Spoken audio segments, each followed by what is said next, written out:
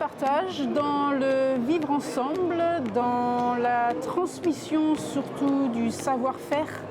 La prise en compte que nos ressources seront limitées et qu'il va falloir trouver des solutions ensemble. Et préserver la planète est l'essentiel.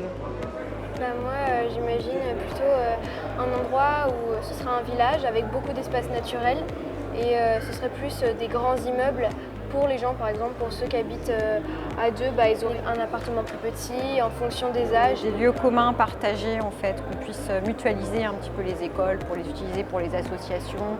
Et puis on était aussi sur l'hologramme, en fait, pour continuer à partager avec le monde aussi, mais voilà, d'une autre manière. Une certaine sobriété permanente. Sobriété, ça ne veut pas dire précarité, c'est comment est-ce que je vais utiliser mes ressources de façon adéquate pour que ça soit durable. Je pense qu'il y a un véritable enjeu aussi autour de l'enseignement, mais de l'enseignement, pas de l'enseignement fait par l'école, mais de l'enseignement au sens général des choses.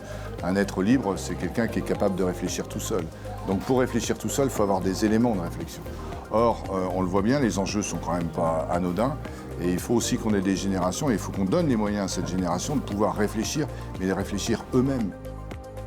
Alors, la vision du territoire, la mienne, c'est de partager les valeurs des Mauges.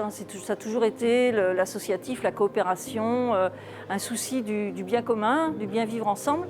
Donc je pense que ces valeurs-là, elles vont être justement transmises aux plus jeunes. J'ai un peu un slogan pour les Mauges, c'est un peu des racines et des ailes, quoi. C'est-à-dire on a des racines, mais ça n'empêche pas les gens d'aller chercher ailleurs, d'aller chercher des ressources ailleurs et de revenir pour les partager dans les Mauges. Être ensemble et puis trouver des solutions malgré les limites qu'on a aujourd'hui. Bénéficier des richesses de ces limites pour vivre encore mieux demain, quoi. Que ce soit positif plutôt que d'être contraint. Je trouve ça très important, effectivement, qu'on puisse avoir des temps de projection comme ça, communs, collectifs, où on imagine comment on vivra sur le territoire demain et tous ensemble, en faisant vraiment encore pour avoir des solutions qui sont positives, qui sont concrètes. C'est maintenant qu'il faut commencer à faire des choix entre nous. Et donc ça passe aussi par de la co-construction. Et c'est là où c'était intéressant, c'est que les idées elles viennent. Et puis on s'enrichit de chacun. Il y a des choses qui vont émerger, des choses qu'on va mettre de côté tout de suite parce qu'elles sont utopiques et improbables. Mais néanmoins, il faut passer par cet exercice-là pour se forger une opinion. Je crois qu'on a un vrai défi et c'est un vrai challenge.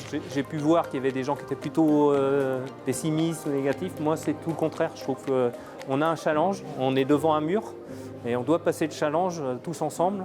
Et moi, je suis plutôt pressé de trouver des solutions et de toutes sortes de solutions.